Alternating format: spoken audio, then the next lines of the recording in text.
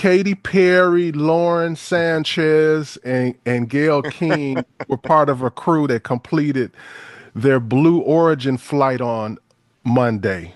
Yeah. Before I get going, what do you think about that? Oh man. I'll be honest. I didn't think a whole lot about it at all until I, inevitably was spending some time online and listening to some other people, and then there were several things that were brought up by various parties, and I'm just going to call them parties for now because I'll try to leave politics and opinion out of it. But um,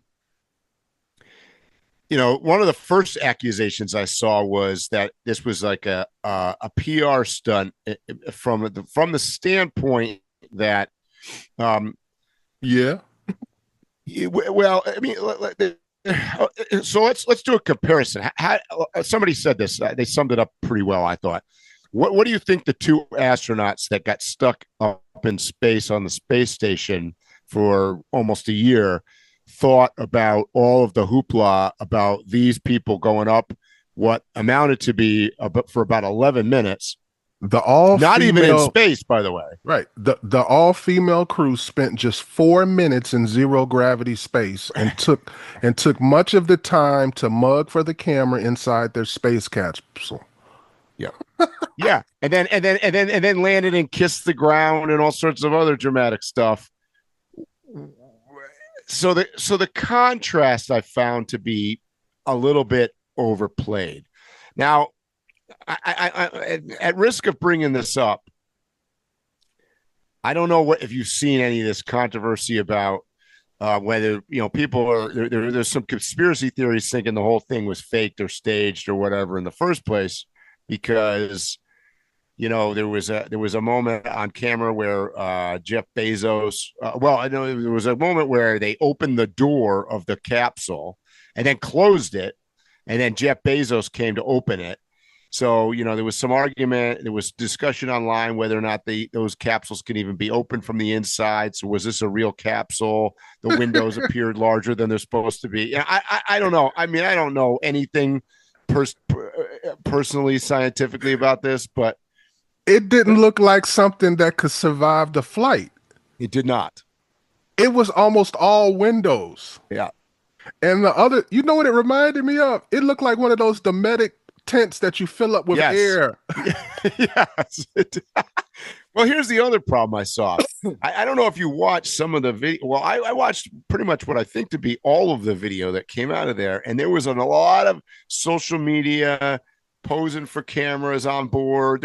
But at no point did I see any of them looking out the window or anything out the window. Like it was like all about them. Right.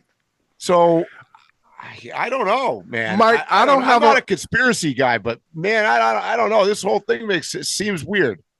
I have no problem with any entrepreneur taking the Barnum and Bailey approach about his product. And that's Nope. what that was. I don't have a problem with them Nope. kissing the ground and acting like Yep. they did something great, any of that. It was a marketing stunt. Right. My issue starts at the point where the media becomes a partner in that. Yeah. And not only that, when I juxtapose the media coverage for this, when you couldn't find coverage on the astronauts, and that was like a real story. That's the kind of story they write a movie about with Tom Hanks in it. That's right. Except And it seems like women are not as insulted by things like this as I am. I think I'm more of a true feminist than most women are. Because I'm like, I would be insulted that they're making it like they did something special when there literally are women who have done stuff special. And I just want to like the mention one that just came back, by the way, who was stuck up in space for a year. right. And that actually did some kind of research that was for the benefit of humankind, not social media. Right. You have Valentina Vladimira Tereshkovka, who was a Russian engineer and former Soviet cosmonaut. She was the first woman in space. Then you have here in America, you have May Carol Jemison. She's an American engineer and astronaut. She was the first African American woman to travel in space and serve as a mission specialist. Those are like, so it's not like there's not women who have reached those levels. So it's embarrassing to. Well, the whole premise, Phil, of this was embarrassing from the standpoint is like it was an all-female crew.